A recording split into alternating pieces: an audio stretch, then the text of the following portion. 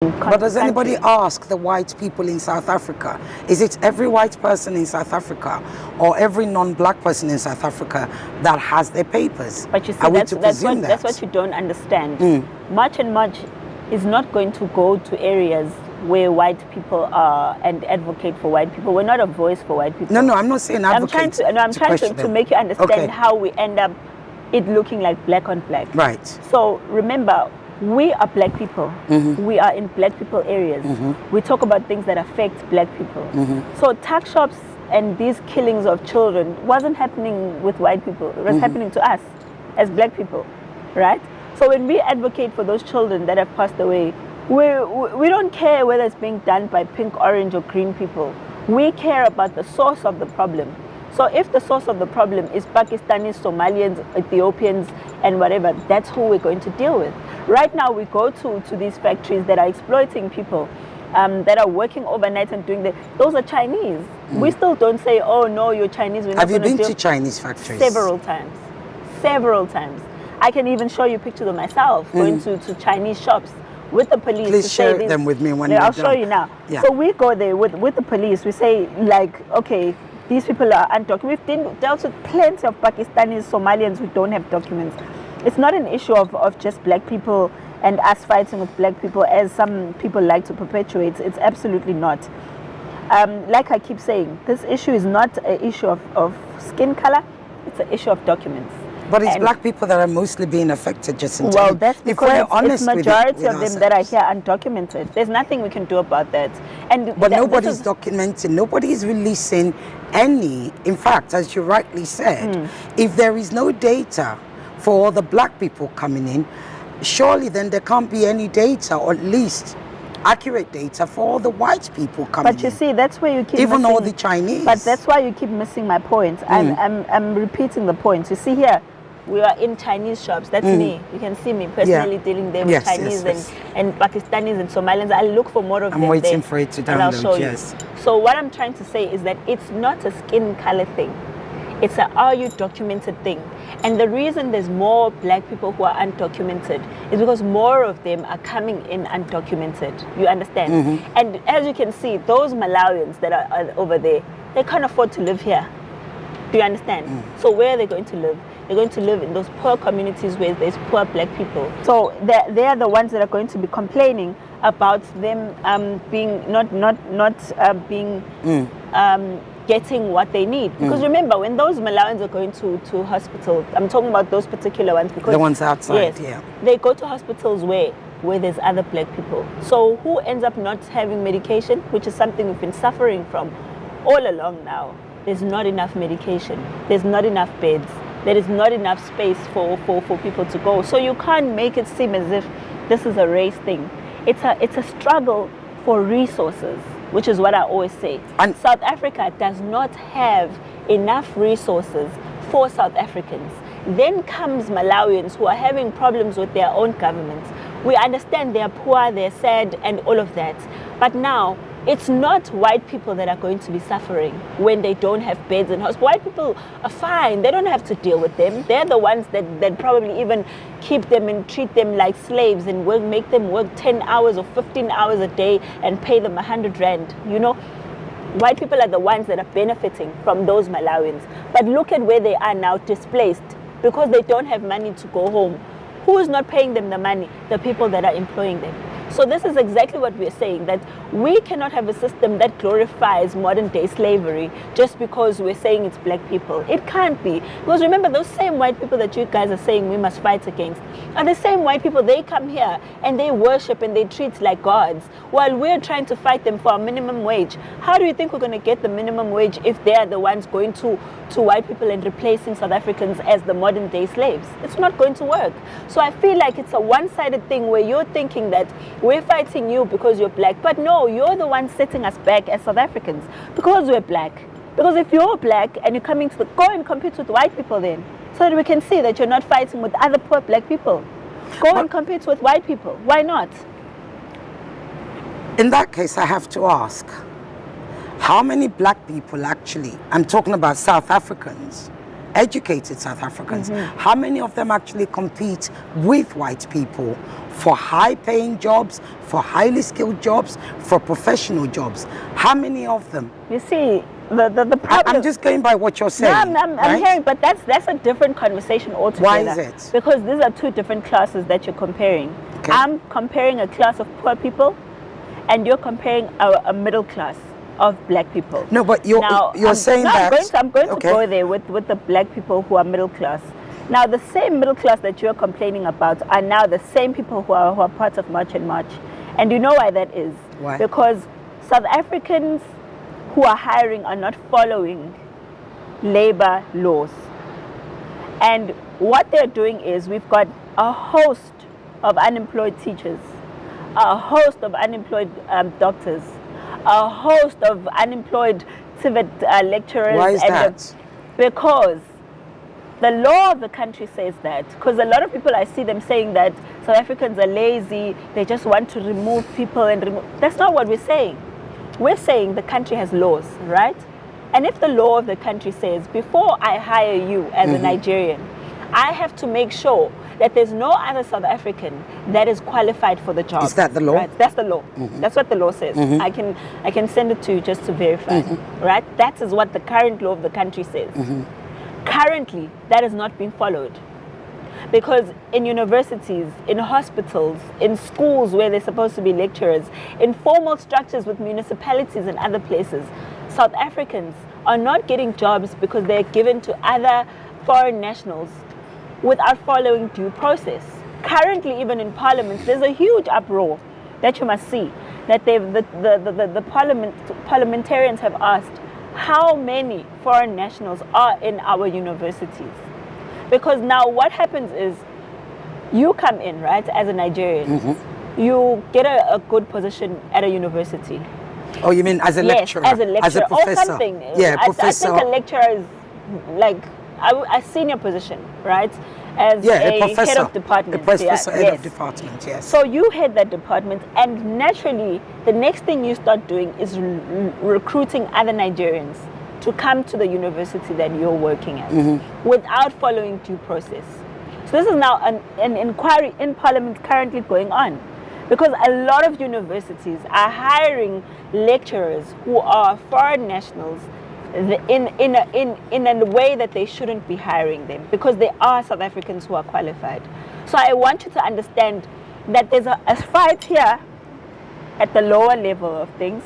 There's a fight even in the middle class, where South Africans are saying now we're being wiped out of our own jobs, for our own job securities. We're not saying we're not qualified. We're not saying give us those jobs because we're South Africans but give us those jobs because we qualify. You can't go to another country and look for someone who can do another job. There's a practice of discrimination against South Africans, or is it that the jobs, because I find why it's so difficult for you to believe. And I understand why a lot of people look at South Africans as crazy people. No, I don't actually. No, trust me, I understand. I actually don't. I'm saying I understand if you look at us as crazy Well, people. I actually don't. Because it's crazy that we're in this situation. It's actually ridiculous that we have to fight for something that's in the law and is supposed to be followed as per the law, but it's not. But what I find hard to understand is that you are saying that if a head of department, an HOD, is hired for a university, anyway, and they tend to hire a foreigner, that's what you're saying, right? And if they hire a foreigner, a non-South African, that non-South African then hires non-South Africans, perhaps from the same country or otherwise. Zimbabweans do that a lot. Right. So, but here's the thing though. The head of department is not the head of the university. They are, some of them. I'm trying to show you. Remember, you can be head of department, but you also can be have another Zimbabwean in HR. I'm trying to find you this thing so that you don't think I'm creating stories and whatnot. It's not, I don't think it's that people are looking at South Africans as crazy. Certainly, I think you will find that most people would understand if, look, you are saying to government, government, we have a crisis in our hands of, our porous borders which are not being manned. We are demanding that it's manned.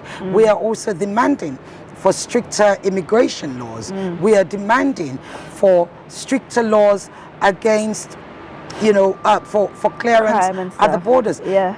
I don't think anybody's going to argue with you on that, Jacinta. I think what most people, whether you accept it or not, is that the rhetorics from your group, whether it's, I know there's Ayahamba, which I think it means get out, is that correct? Abahambe. Abahambe, yeah. Yeah, it means get out, right? Or something like that, yes. I know of those. But get out. What does get it out mean? Sounds bad. Pardon? They must go. They must go. There you go. Well, pretty much the same. It's get not. Out sounds worse. Okay. Well, no, they must go. Get out. I know of that, but those groups are not the most prominent. Yeah, those groups that's what I'm saying. are not the ones why we're the saying most prominent. 30th of June. You know what? You know why they're not the most prominent? Why is that? Because they've never pulled marches with the crowd that we have. Which is why you have to accept that March has to take responsibility for what? For the tensions. No, we're not. For the anti-migrant. Because no, we're not going to take responsibility. If March was saying, look, we are fighting for everybody in the country because we want this country, we want government to do better by us. Yeah. We want that to start by government securing our porous borders. We want that to start by government putting out stricter immigration. We want that to start by government having faster, quicker, more, clearance with integrity for those who come in. With refugee. In fact, even if you were demanding, we want government to review the refugee laws in South Africa. I don't think anybody would have a problem with that at all. But what is and cannot be denied is, much as you say, those people outside, the Malawians who were outside, I think is Durban driving. That's right, old Durban driving by the sea. Much as you say, look, all of those people are undocumented, all of those people were living in these houses which are run by cartels, etc. Much as you say that, at the fundamental of it is humanity. And that is the question. Where does March and March draw the line between government's failures and humanity? So, given that, can I just find out from you, in terms of humanity, what role do you think we played in them being at the drive-in, and you feel like it was our fault to create a humanitarian crisis? If I can just get clarity. Okay, like I've just explained to you, all those other groups you mentioned, they're much smaller. March and March are the forefront. No, it's fine. Let's say you are the we're face at the of forefront. that. I'm just trying to get... And the rhetorics that come out is anti-migrant. You are not saying that when you are not saying let me tell you something. Yes. Let me tell you something. When I started March and March, when I started March and March, even our first march was directed to the government. There was no foreign employment involvement at all. None whatsoever. You didn't mention anything about migrants, foreigners? Of course we talk about that because we're talking about illegal immigration. Yes, but you were directing it. Yes, that's what I'm trying to tell you. What was the chant at that time? What was the... No, it's always your been... slogan? No, it's always been Abahambe. That's not going to change. Right, it's got to... Because obviously Abahambe, because they're in the country legally. Because you can't tell me that, I always say, you can't tell me if you come into a country legally, you're innocent. Of course you're not. You know what I mean? Why not? Why are you innocent? You came into my country legally. Okay, so... What makes you innocent? Let's talk about that. Okay, there are people, when people are refugees and they come into the country... I don't... What is that? You see, that's why I avoid... I don't like having this conversation about let's have it. We're being honest. You know why?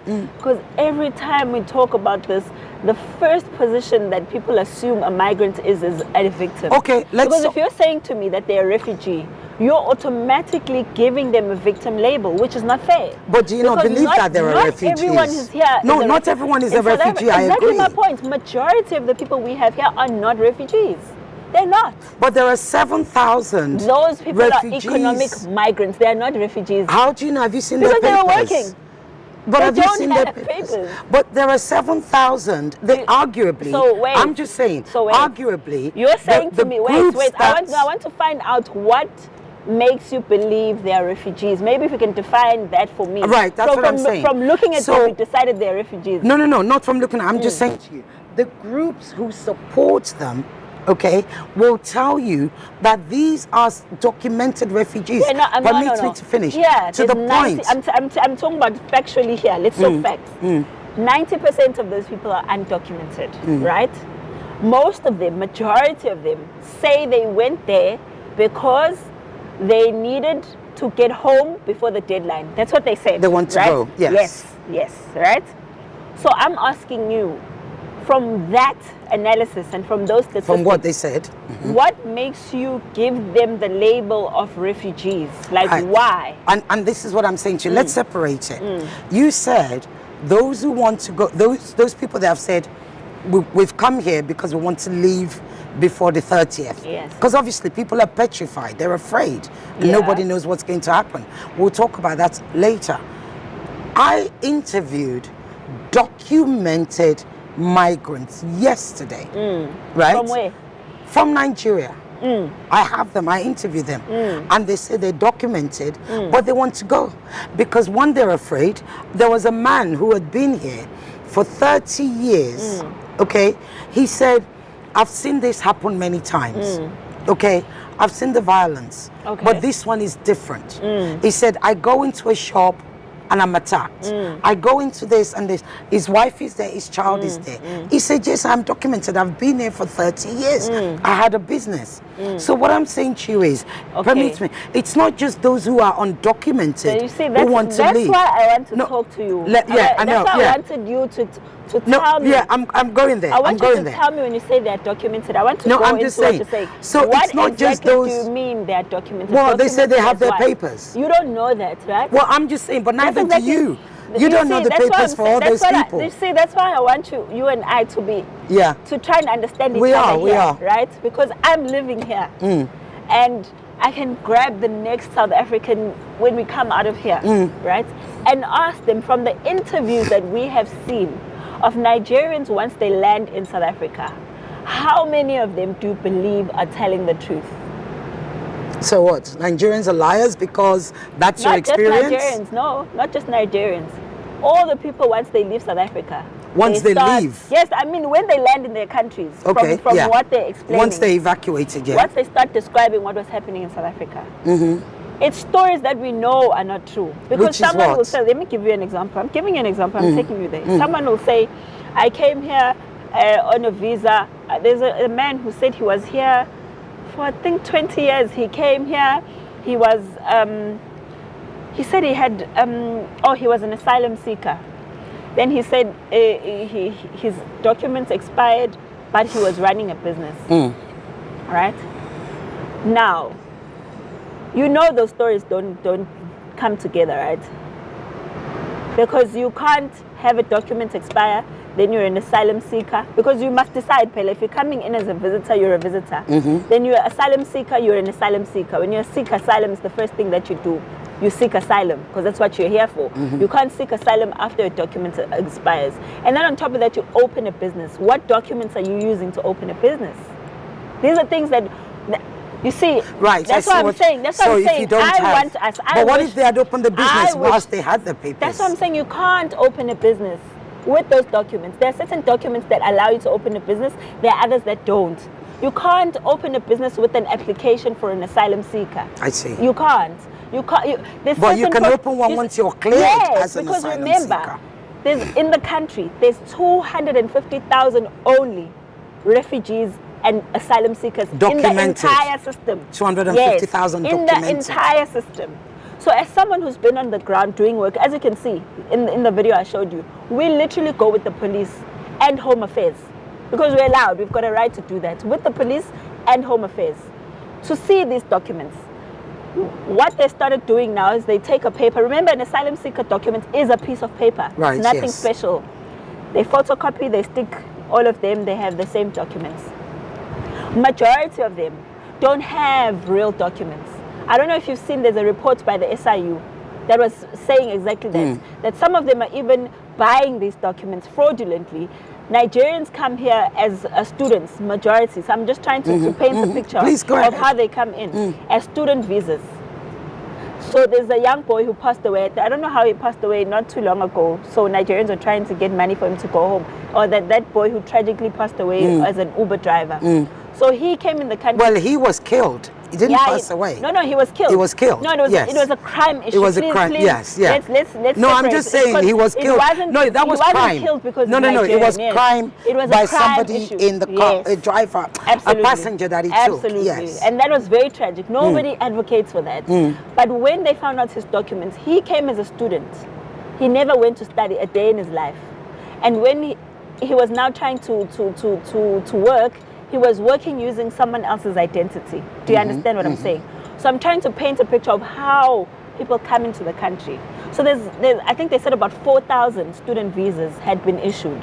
And all of these people are not students. To Nigerians in how many years?